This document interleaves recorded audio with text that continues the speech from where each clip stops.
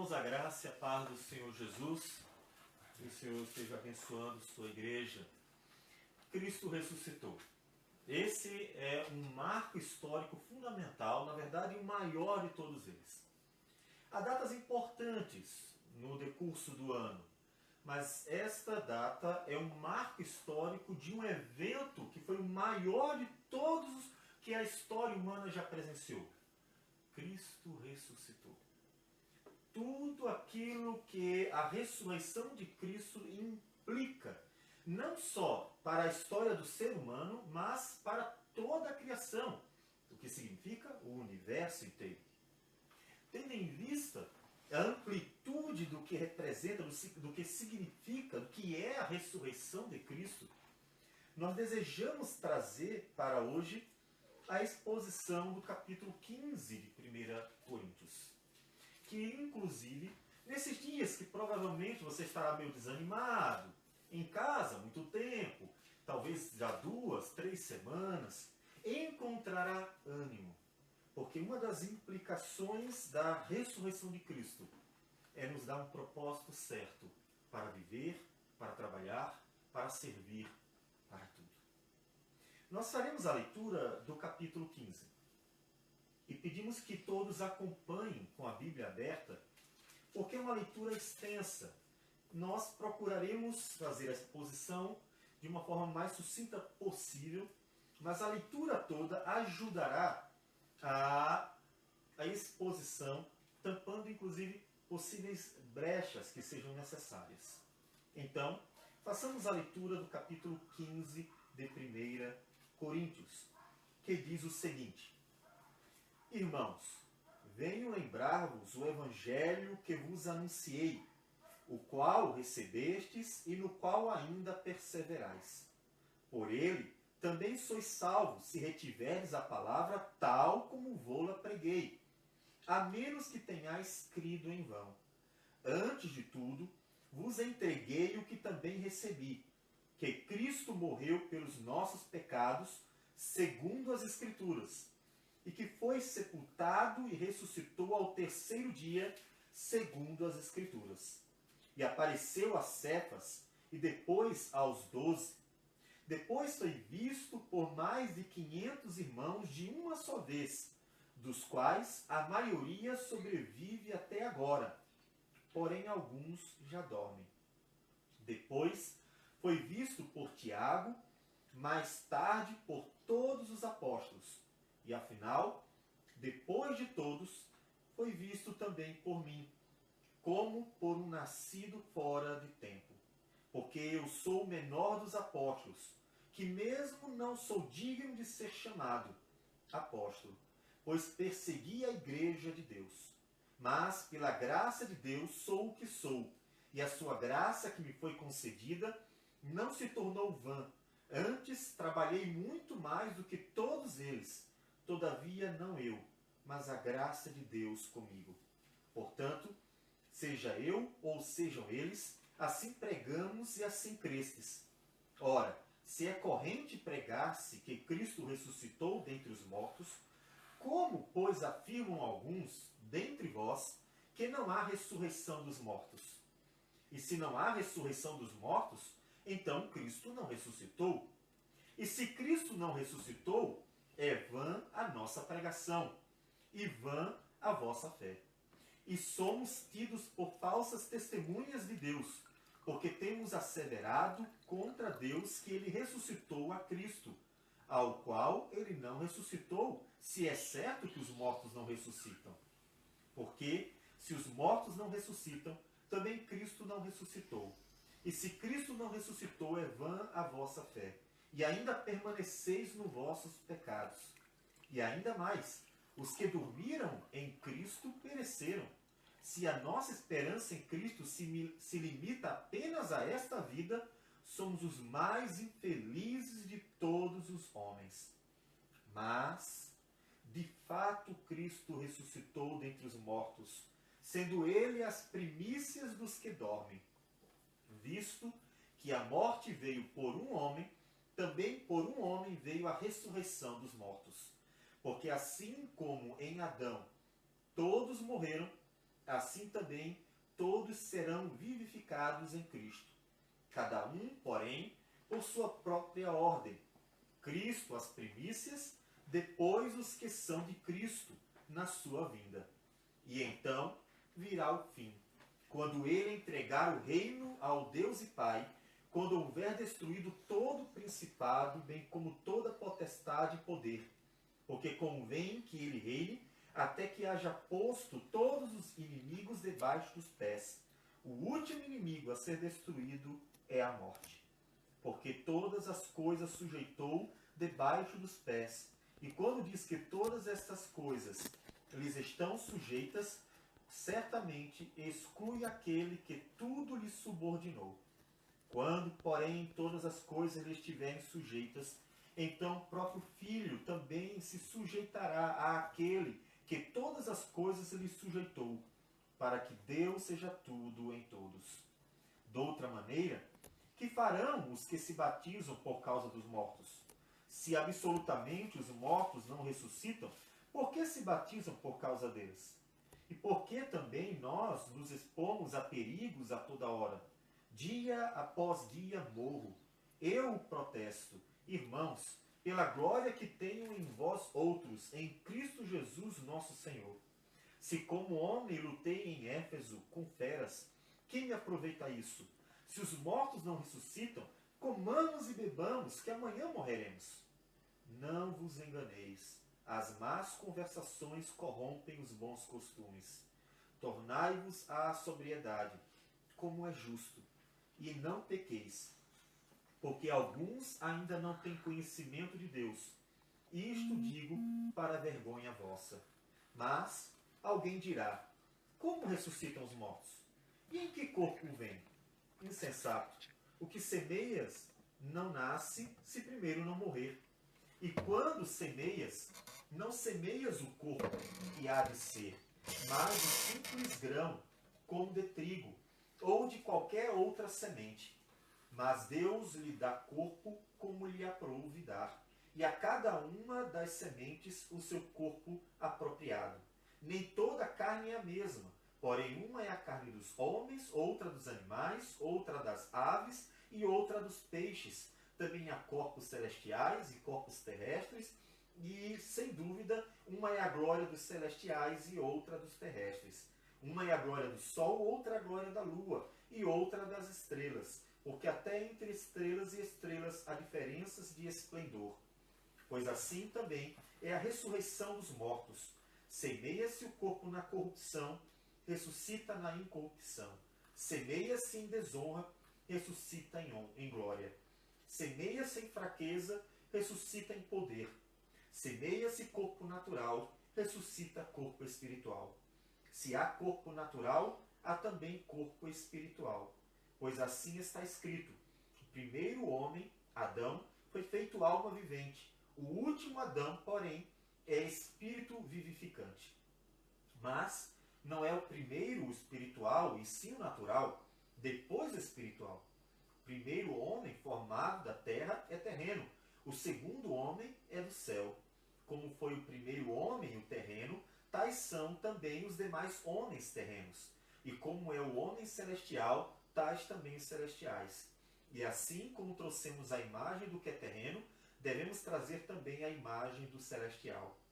Isso afirmo, irmãos, que a carne e o sangue não podem herdar o reino de Deus, nem a corrupção herdar a incorrupção.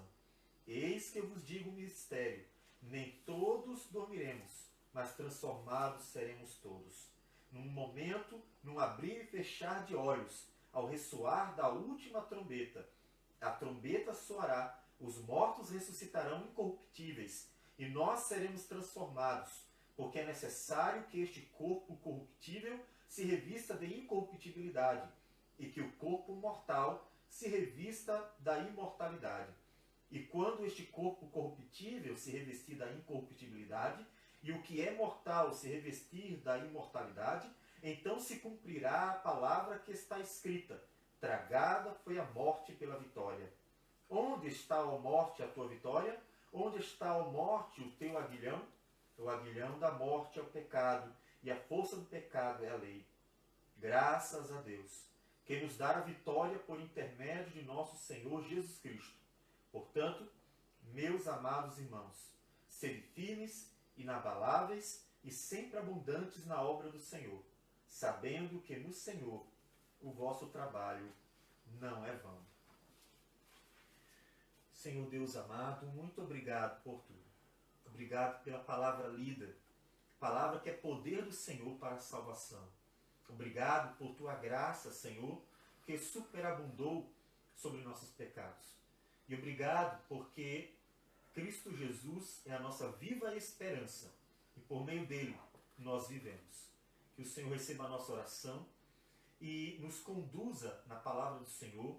Que o Senhor fale ao nosso coração, quebrante para que corações estejam prontos para compreender e aplicar à própria vida a palavra do Senhor.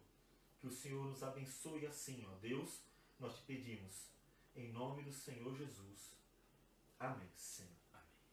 Amém.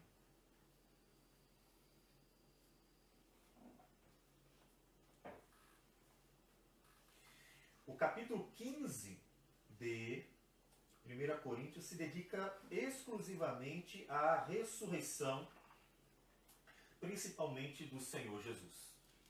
Paulo diz que estava acontecendo entre eles, entre os irmãos, o fato de que alguns duvidavam de que havia a ressurreição dos mortos. Como, pois, afirmam alguns dentre vós que não há ressurreição de mortos? Esse problema é sério. Não haver ressurreição dos mortos representa uma série de questões que Paulo vai nos anunciar ou descrever, elencar aqui, e nós veremos mais posteriormente. Por isso, Paulo se dedica em um texto longo, todo o capítulo 15, a falar sobre a ressurreição de Cristo e as implicações. E ele inicia falando do Evangelho. Aquele Evangelho que ele anunciou aos coríntios, que os demais apóstolos estavam anunciando, e é um Evangelho que é bem objetivo e trata de dois pontos fundamentais. Ele diz que o Evangelho que ele anunciou é exatamente o que recebeu do Senhor, e esse Evangelho é que Cristo morreu pelos nossos pecados. Versículo de número 3. Segundo as Escrituras. Nós encontramos lá em Isaías 53, e poderíamos ler o capítulo todo, mas não o faremos. Leremos apenas o versículo de número 5, quando o profeta diz assim: mas ele foi traspassado pelas nossas transgressões e moído pelas nossas iniquidades. O castigo que nos traz a paz estava sobre ele. Pelas suas pisaduras fomos sarados. A Escritura pré-anunciou a morte do Redentor, a morte de Cristo Jesus. E esse é o começo do Evangelho. O anúncio de que Jesus Cristo morreu. Morreu por nós, segundo a Escritura havia dito, que morreria pelos pecadores. Olhando para Atos dos Apóstolos, no capítulo de número 2, a primeira pregação de Pedro para aquela multidão na qual se converteu 3.000, o primeiro ponto da pregação dele é exatamente esse, que Cristo Jesus morreu segundo a Escritura. Ele fala da morte do Senhor Jesus. Este é o ponto inicial. Mas Paulo segue no versículo 4, dizendo e que foi sepultado e ressuscitou ao terceiro dia, segundo as Escrituras. E nós encontramos no Salmo de número 16, Davi anunciando a ressurreição de Cristo no versículo 10. Ele diz: pois não deixarás a minha alma na morte, nem permitirás que o teu santo veja corrupção. Texto citado também pelo apóstolo Pedro, lá em Atos capítulo 2. A morte e a ressurreição de Cristo resumem o Evangelho. O Evangelho do Senhor é o Evangelho que anuncia que Jesus morreu pelos nossos pecados para nos justificar e ressuscitou para nos dar vida. Paulo resume o Evangelho, então, na morte e na ressurreição de Cristo Jesus. E eles haviam recebido isso. Eles haviam recebido desde o início o evangelho por inteiro. Paulo não pregava metade do evangelho. Paulo pregava o evangelho inteiro. É preciso que a igreja sempre anuncie Cristo Jesus. Anuncie o evangelho de Cristo Jesus. Observe que a pregação de Paulo não era venha para a igreja, venha para a minha denominação, participe da programação da igreja. O que se tornou comum em nossos dias, as pessoas fazerem na dificuldade que elas encontram de anunciar o evangelho, que não é extenso, como às vezes parece ser, mas objetivamente é a morte e a ressurreição de Cristo. Portanto, quando você quiser anunciar o evangelho para um amigo de trabalho, para a sua vizinha, para um colega da universidade ou da escola, para alguém da sua família, lembre-se que o cerne do evangelho, que Paulo diz em Romanos 1,16, que é o poder de Deus para a salvação de todo aquele que crê, é a morte e ressurreição de Cristo Jesus. Este é o evangelho que deve ser pregado. É este evangelho pelo qual Deus salva vidas. Não adianta chamar para a sua denominação ou para uma reunião da igreja, a menos que ali o evangelho seja pregado com fidelidade, o seu convite poderá até mesmo ser vão. Se você quer evangelizar e não apenas está convidando pessoas para fazer parte de um grupo, anuncie a morte e a ressurreição de Cristo Jesus. Mas Paulo continua. O cerne aqui não é a morte, mas a ressurreição de Cristo. É o segundo ponto. E então, dos versículos de 5 a 11, o apóstolo Paulo se detém a falar das testemunhas que viram o Senhor Jesus após a ressurreição. Ele fala de Pedro, ele fala de 500 irmãos, ele fala de Tiago, de todos os demais apóstolos e por último fala dele mesmo. Foi muita gente. Foram tantas as pessoas que viram o Senhor Jesus após a ressurreição, que não há como colocar em dúvida que de fato ele ressuscitou. Um jornalista que na época era ateu, o Lee Strobel, ele tentou fazer com que a ressurreição de Cristo fosse tipo que desmascarada, como se ela não fosse real, e pesquisou bastante para mostrar alguma falha na pregação da ressurreição de Cristo, na doutrina sobre a ressurreição de Cristo, até que então, vencido pelas evidências, se converteu a Cristo Jesus, porque o número de testemunhas, de evidências a favor da ressurreição de Cristo é tão grande que não é possível destruí-lo, não é possível fazer com que ele seja apagado. Paulo traz as evidências. Alguns diziam, não há ressurreição, mas como? Mais de 500 pessoas viram Jesus, como vocês dizem que não há ressurreição? As evidências falam. E os irmãos que confiavam em Paulo, que conheciam bem o caráter de Paulo e dos demais irmãos, que acompanhavam a vida deles e sabiam de toda a luta, dedicação, amor, zelo, honestidade, sabia que eles não estavam mentindo, que eram testemunhas íntegras. Na lei de Moisés, diz que por 2 ou 3 testemunhas, todas as coisas seriam estabelecidas. Se houvesse algum caso, 2 ou 3 testemunhas seriam chamadas. Aqui, para a ressurreição de Cristo, não temos 2 ou 3 testemunhas, nós temos mais de 500 testemunhas que viram o Senhor Jesus após a sua ressurreição. Portanto, não há como negar que Jesus ressuscitou. Paulo traz as evidências. Então, todavia, aqueles que negavam a ressurreição falavam sobre a ressurreição dos mortos em geral. Os mortos não ressuscitam. Os saduceus tinham essa doutrina. É provável que eles tenham influenciado algumas pessoas da igreja. Eles não acreditavam em anjos, em alma, eles não acreditavam na ressurreição, eles tinham sérios problemas com tudo aquilo que diz respeito a uma vida pós-morte, a uma vida espiritual.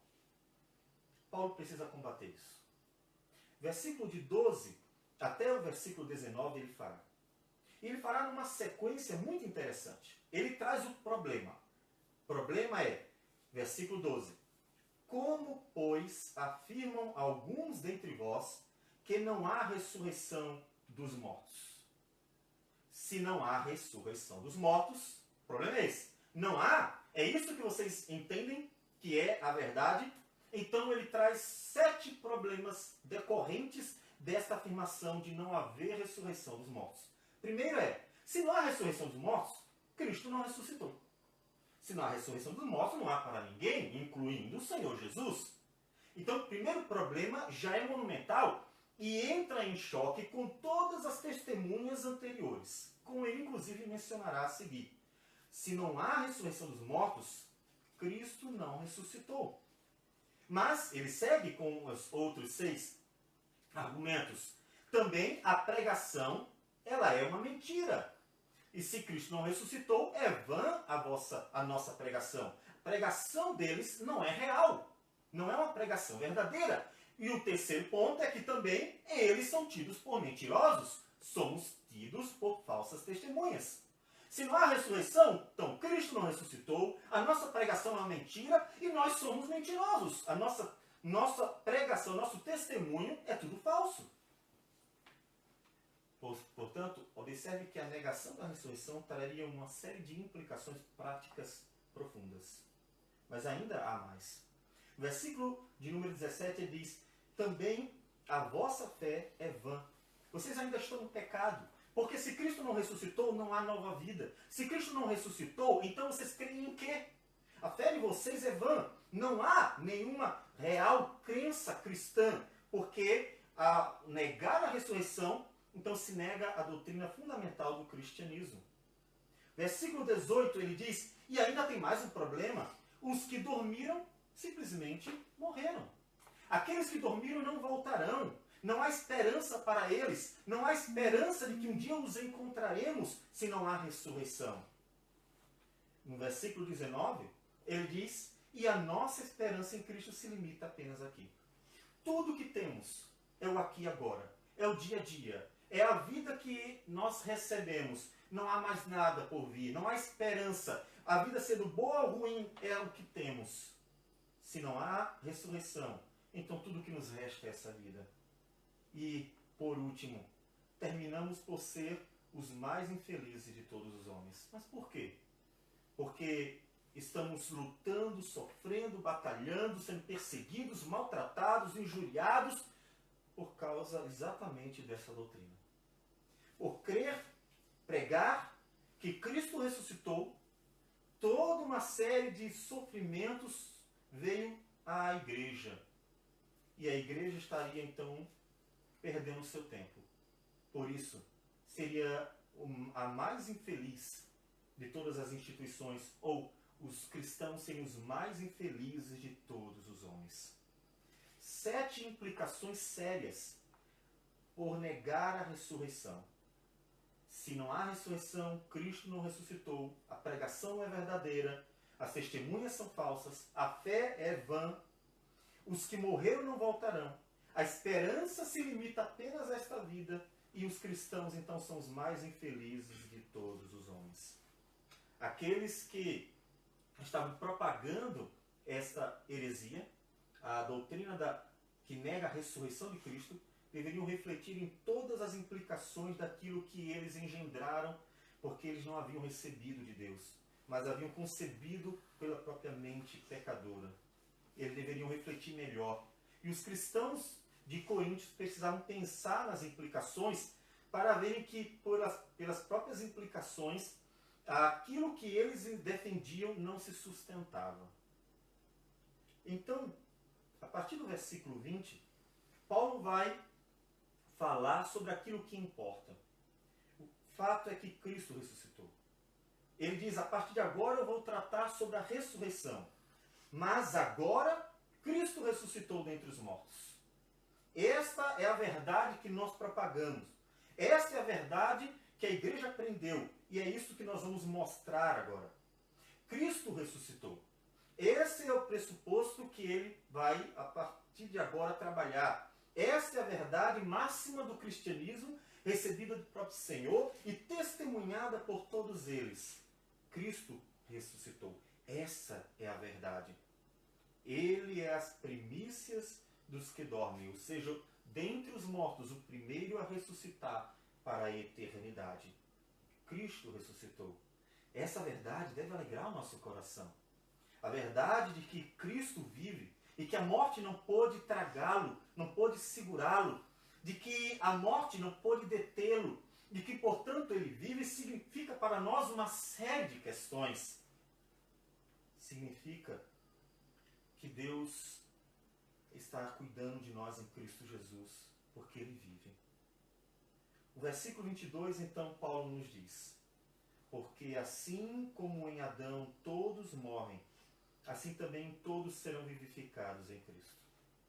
A verdade de que Cristo ressuscitou representa para nós que nós também viveremos como Cristo vive. Veja que ao dizer, porque assim como em Adão todos morrem, ou seja, antes de Adão não havia morte, mas por causa dele entrou a morte. E se não havia morte antes, isso já é um sinal que aponta para a veracidade da ressurreição após a justificação, a obra de Cristo Jesus ter sido consumada na cruz do Calvário. Porque a vida, a imortalidade, não é algo estranho à criação. Antes de Adão pecar, a imortalidade era a realidade. Deus disse a Adão: no dia que você desobedecer, que comer do fruto proibido, no dia que você pecar, então morrerá. A morte entra no mundo a partir do pecado. Portanto, ainda antes do pecado, o homem era imortal. E assim será para com todos aqueles que creem no Senhor Jesus. Seremos também imortais. A imortalidade voltará a ser a realidade da existência, da vida, da criação. Seremos todos vivificados em Cristo Jesus. Cada um, porém, versículo 23, por sua própria ordem. Cristo as primícias, depois os que são de Cristo na sua vinda. Cristo foi o primeiro. O fato dele ser o primeiro nos indica esperança. Cristo foi o primeiro a ressuscitar. Cristo foi à frente. Isso nos traz uma segurança, como uma garantia, um penhor, que nos traz uma viva e segura certeza de que acontecerá conosco o que aconteceu com ele. Essa é a expectativa não só daqueles que creem no Senhor Jesus, mas de toda a criação. Lá em Romanos, capítulo de número 8, versículos 19 a 21, nos diz: a ardente expectativa da criação aguarda a revelação dos filhos de Deus. Exatamente o dia da ressurreição. A criação inteira que geme angústias, que aguarda o dia da sua restauração, está esperando o dia da ressurreição dos filhos de Deus, quando serão manifestos diante de todos. Para que, na esperança, versículo 21, de que a própria criação será redimida do cativeiro da corrupção para a liberdade da glória dos filhos de Deus. Cristo foi o primeiro. Sim. Isso deve nos levar à paciência. Calma. Ele foi o primeiro a ressuscitar. E como ele ressuscitou, ressuscitaremos também. Tenha paciência. Como um bom filho que precisa esperar o cumprimento das promessas do Pai. Cristo foi o primeiro a ser ressuscitado. Seremos como ele. Todos nós seremos ressuscitados com ele por ocasião da sua vinda, para vivermos eternamente com ele, para o louvor da glória dele mesmo. Cristo Jesus ressuscitou, significa que nós ressuscitaremos também. Mas por que então ainda não aconteceu? O versículo 24 ao 28 nos fala do porquê então essa demora, o que acontece nesse interregno. Se Cristo já morreu numa cruz para nos justificar, e já ressuscitou para nos dar vida, por que Jesus não volta logo? Por que então tem um interregno tão longo, aproximadamente já 2000 anos de história, de interregno entre a primeira vinda e a segunda, a volta do Senhor Jesus? Ele diz no versículo 24, e então virá o fim. Ou seja, quando ele voltar e ressuscitar os mortos, ressuscitar o povo dele para estar com ele, virá o fim. Quando ele entregar o reino ao Deus e Pai, quando houver destruído todo o principado, bem como toda potestade e poder. A imagem é como de uma guerra.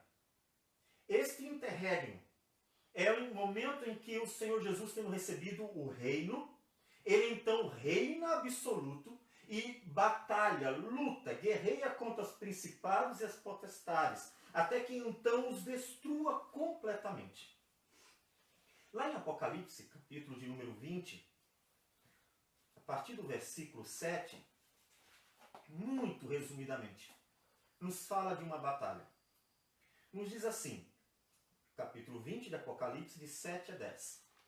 Quando, porém, se completarem os 1000 anos, Satanás será solto da sua prisão e sairá a seduzir as nações que há nos 4 cantos da terra, Gog e Magog, a fim de reuni-las para a peleja. O número dessas é como a areia do mar. Marcharam então pela superfície da terra e sitiaram o acampamento dos santos e a cidade querida. Desceu, porém, fogo do céu e os consumiu.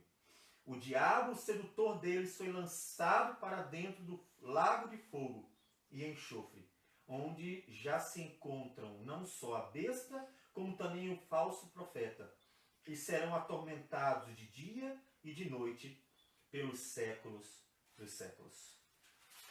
Paulo nos diz que Cristo reina absoluto e durante este reinado ele trará a vitória para o Pai.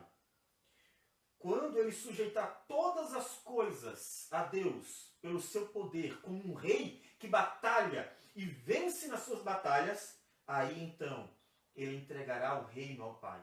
Ele terá cumprido a sua missão como rei e entregará o reino ao Pai para então ele mesmo e se sujeitar ao Pai, como diz o versículo 28, e Deus ser glorificado em todas as coisas. Quando, porém, todas as coisas lhe estiverem sujeitas, então o próprio Filho também se sujeitará àquele que todas as coisas lhe sujeitou, para que Deus seja tudo em todos. A igreja precisa ter paciência. Não é fácil, mas é uma palavra fundamental dentro do cristianismo. Porque Deus tem um tempo certo para todas as coisas, como já nos disse Eclesiastes 3. Há um tempo para tudo, e esse é o tempo em que o Senhor Jesus, que reina absoluto, está lutando e batalhando para submeter, destruir todo principado, bem como toda potestade e poder, e a fim de entregar a Deus o reino vitorioso em que ele reinou e venceu para a glória de Deus. Enquanto isso, a igreja precisa ter paciência. Esse é o interregno. É um tempo entre a vinda e a volta do Senhor Jesus. Então, a partir do versículo 29, Paulo traz algumas questões práticas, algumas indagações práticas para os irmãos. Vocês entenderam que as testemunhas da ressurreição são em grande número? Vocês entenderam que uma série de questões precisam ser levantadas que decorrem da afirmação de que não há ressurreição? E vocês entenderam que Cristo Jesus, sendo o primeiro a ressuscitar, implica que nós também ressuscitaremos, mas precisamos ter paciência? Sim, entendemos. Agora pensem em outras questões. Paulo vai trazer mais algumas perguntas. De outra maneira, versículo 29. Que farão os que se batizam por causa dos mortos? Se absolutamente os mortos não ressuscitam, por que se batizam por causa deles? Aquela esposa ou aquele esposo que perdeu o cônjuge que tanto amava, e então sabia que, sendo este que morreu cristão, tinha uma esperança de vida eterna, e ele mesmo ouve acerca dessa esperança e que aqueles que professam a fé no Senhor Jesus um dia estarão juntos para sempre, ainda que não casados, mas viverão para sempre juntos. Esses que perderam pessoas queridas e que desejam encontrá-las outra vez, eles então, motivados pelo amor àqueles que morreram, se entregam à fé crendo no Senhor Jesus, recebendo um sinal de aliança, pelo desejo de estar um dia com eles também. Eles então professam uma fé verdadeira, porque eles creem que de fato Jesus é capaz de levá-los à eternidade e uni-los eternamente por meio da ressurreição. Ele pergunta: se esses que perderam pessoas queridas e se achegam a Cristo motivados pelo testemunho delas, querendo viver eternamente com elas, então eles se batizam por quê? Se não há ressurreição, a prática do batismo pela esperança dela é vã. Não tem nenhum sentido. Paulo levanta essa questão porque entre eles havia aqueles que estavam adentrando ao corpo de Cristo, à igreja, por causa desta esperança da ressurreição e então de uma vida comum com aqueles que amavam. Versículo 30 nos diz: e por que também nós nos expomos a perigo a toda hora? Enquanto alguns estavam adentrando a fé pela esperança de reencontrar os seus queridos, Paulo diz: e nós? E nós que estamos sofrendo diariamente? Ele diz: dia a dia morro. Todo dia uma luta. Paulo descreve em alguma de suas cartas as lutas que ele tinha como apóstolo. O que eu estou fazendo? Sofrendo, passando fome, necessidade, açoitado, preso, tendo perigos o tempo inteiro, passando por todo tipo de tribulação por causa do Evangelho, pela esperança da ressurreição, que inclusive é o coração da mensagem de Paulo em todas as pregações em Atos dos Apóstolos. Se a ressurreição não existe, eu estou fazendo o quê? Eu estou perdendo meu tempo. Versículo 32. Se os mortos não ressuscitam, então comamos e bebamos, que amanhã morreremos. A conclusão de Paulo é óbvia. Se não há ressurreição, a vida é só o aqui e agora. Então, que curtamos ao máximo. E foi exatamente isso que o naturalismo decorrente do humanismo que vem desde a Renascença, desenvolvendo numa série de outros problemas ideológicos, trouxe para a nossa sociedade ocidental. As pessoas, ao não acreditarem na existência de Deus, quer teórica ou prática, ao terem rejeitado o Senhor e a sociedade ter matado Deus, como disse Nietzsche, ela concluiu o óbvio. Se Deus não existe, tudo que existe é o aqui e agora. E o evolucionismo, o darwinismo, o naturalismo, é nada mais do que uma implicação natural. Só existe o aqui e agora. Então vamos viver a vida como der, o máximo, curtindo ao máximo, como a maioria das pessoas vivem hoje. O que elas estão fazendo é vivendo uma rejeição prática da ressurreição, pela negação da existência de Deus na prática, ainda que teoricamente muitos ainda afirmem que Ele existe. A conclusão final sempre será essa.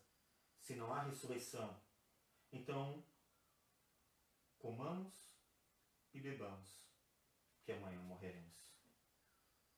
Como é que você tem vivido?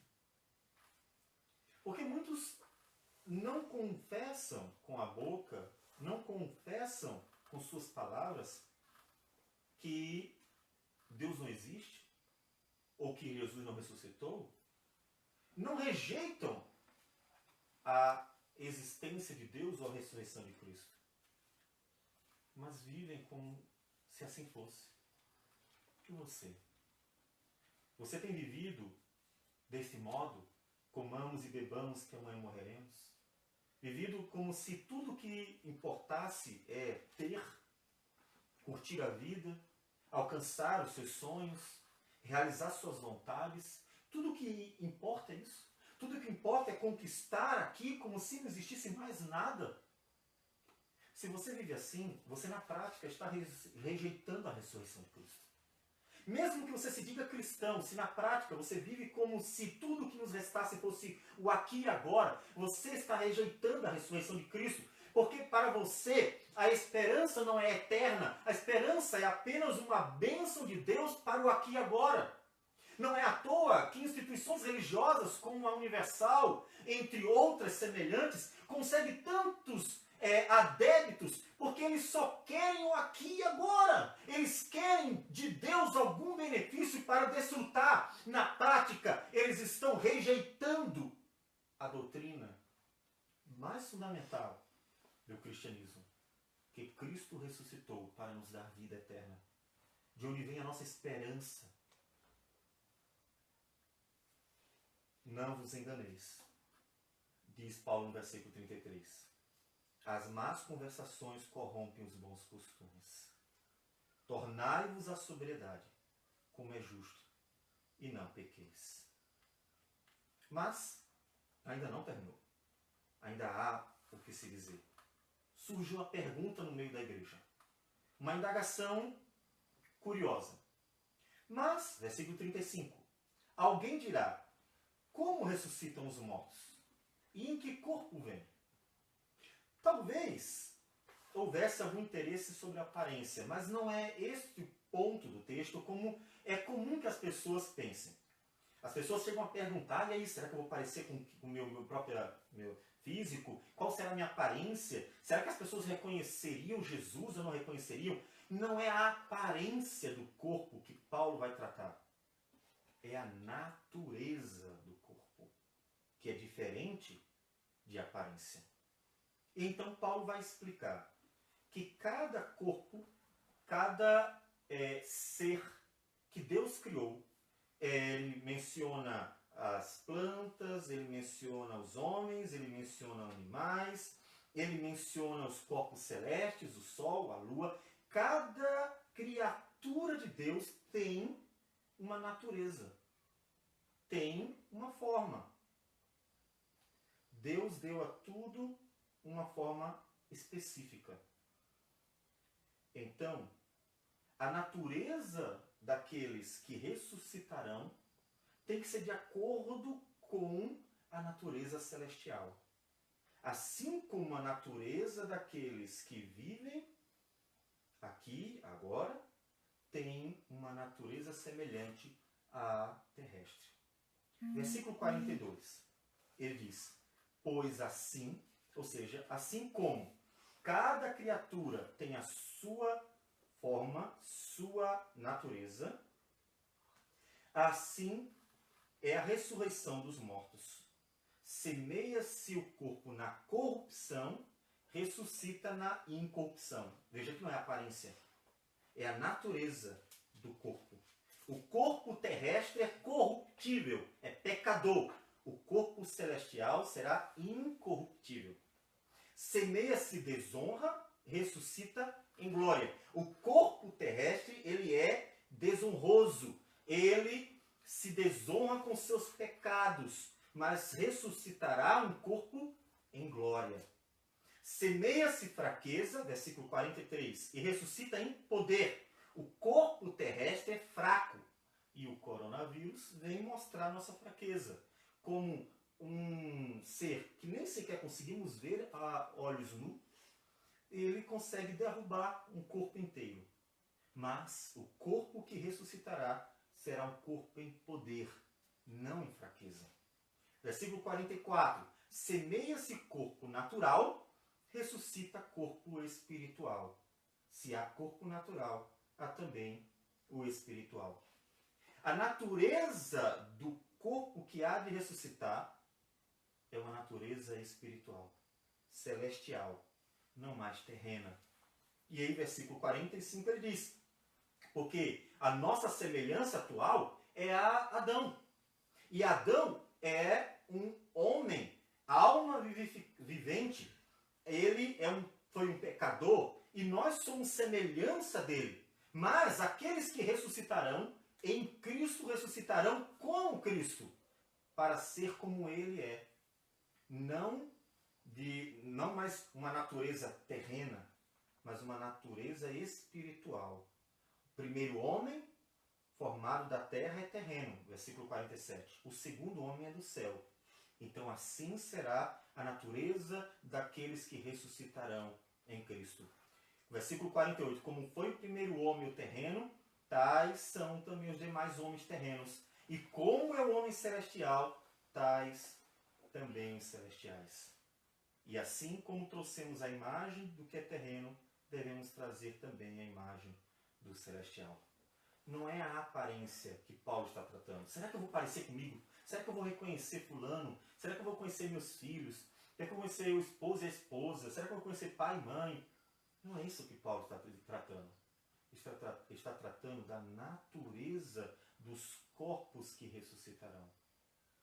E há uma natureza específica, como há para todas as criaturas. Há uma natureza para aqueles que ressuscitarão. E ele descreve a natureza incorruptível, gloriosa, cheia em poder, ou seja, não fraca e espiritual. Essa é a natureza do corpo ressurreto. Então entra a última parte, ou se nós dividirmos em duas, como fizemos, a penúltima dela com uma conclusão. A partir do versículo 50. Isto afirma, irmãos, que a carne e o sangue não podem herdar o reino de Deus, nem a corrupção herdar a incorrupção. Para entrar no reino de Deus é preciso nascer de novo. Essa é uma preocupação que, primeiramente, se deve ter. A preocupação não apenas de conhecer a doutrina, mas de experimentar. E experimentar essa doutrina só tem um caminho. A nova vida em Cristo Jesus. Uma verdadeira fé em Cristo Jesus. Uma confiança no Senhor Jesus. Uma entrega ao Senhor Jesus. Só há uma forma de adentrar ao reino de Deus e então desfrutar do reino de Deus. Lá em Romanos, no capítulo de número 10, o apóstolo Paulo nos diz, a partir do versículo 9, se com a tua boca confessares Jesus como Senhor, e em teu coração creres que Deus o ressuscitou dentre os mortos, serás salvo. Porque com o coração se crê para a justiça, e com a boca se confessa a respeito da salvação. Porquanto a Escritura diz, todo aquele que nele crê não será confundido. Essa é a preocupação primeira. Você realmente crê no Senhor Jesus? Ou ainda está vivendo como se não existisse vida eterna? Comamos e bebamos que amanhã morreremos.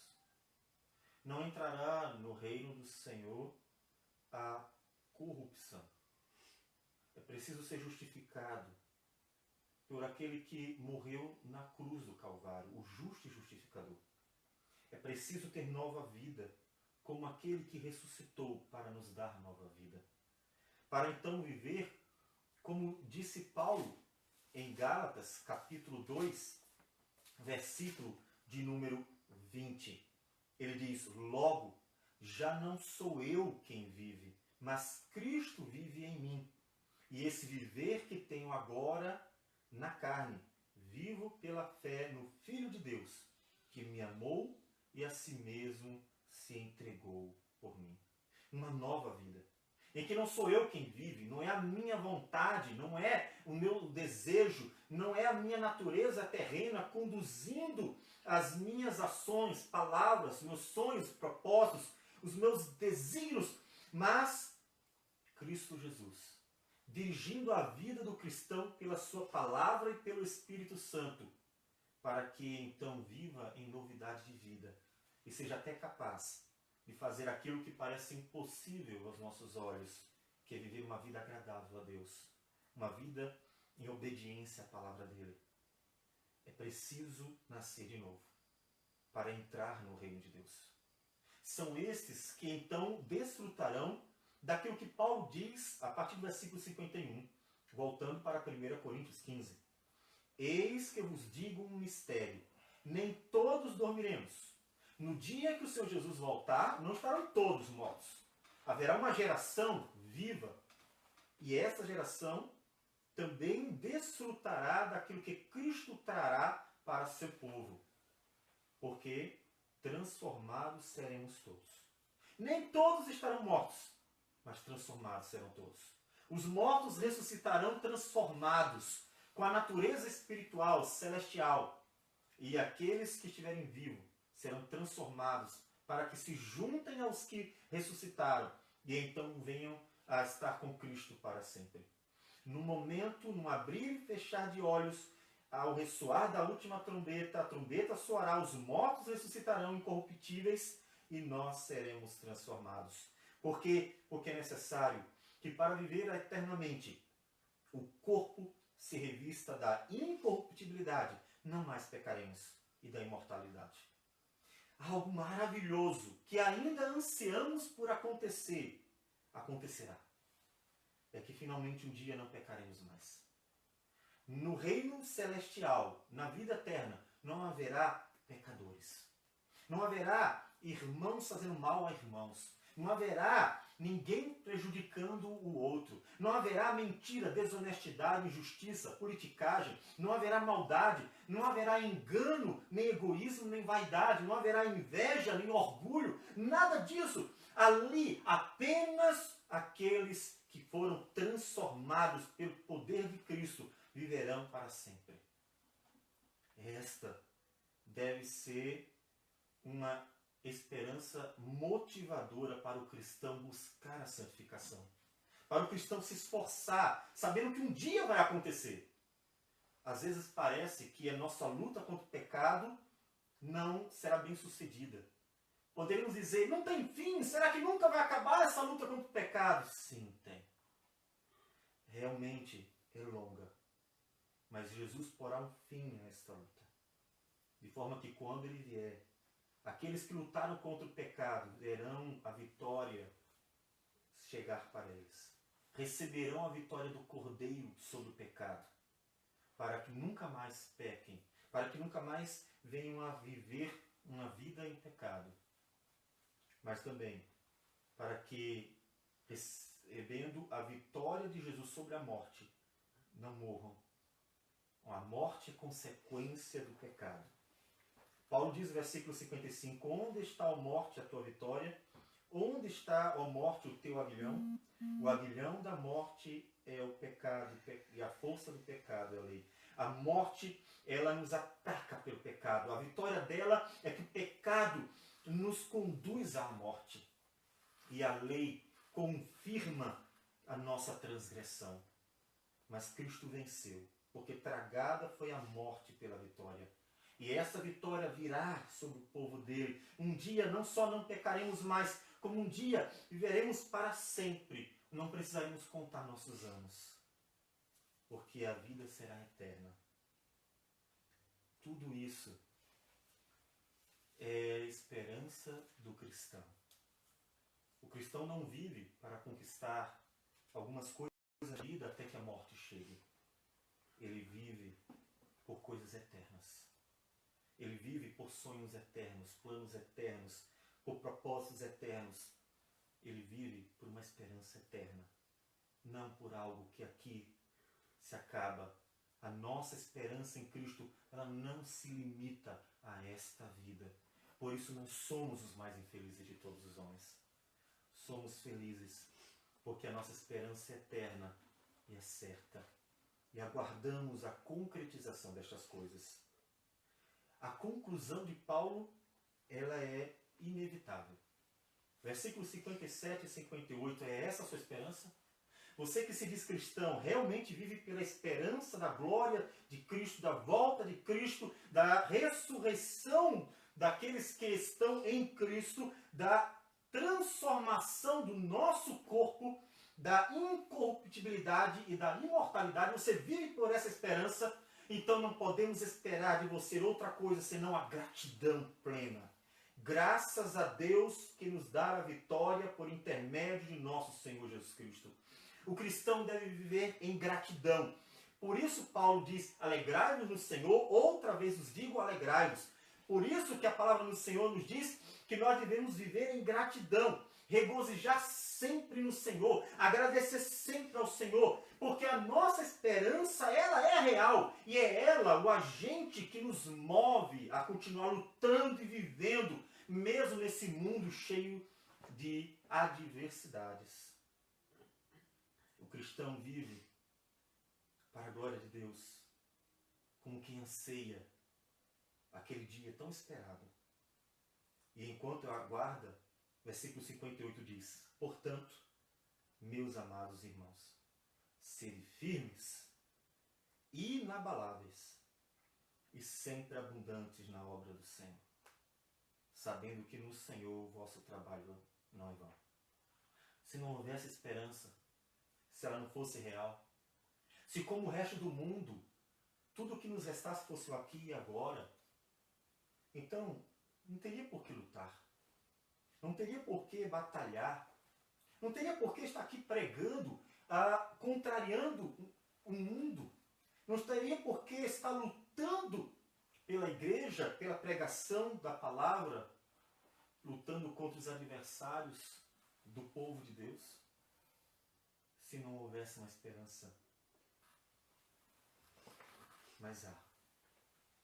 Então, sejam firmes, inabaláveis e abundantes na obra do Senhor. Se esforcem, se dediquem, lutem e não desistam. Porque a vitória de Cristo ela é certa. A ressurreição de Cristo já aconteceu. O que nós estamos esperando é apenas que Ele traga a vitória final para nós. Todo o trabalho está glorificando o Senhor. Todo o trabalho para Ele. Nenhum dele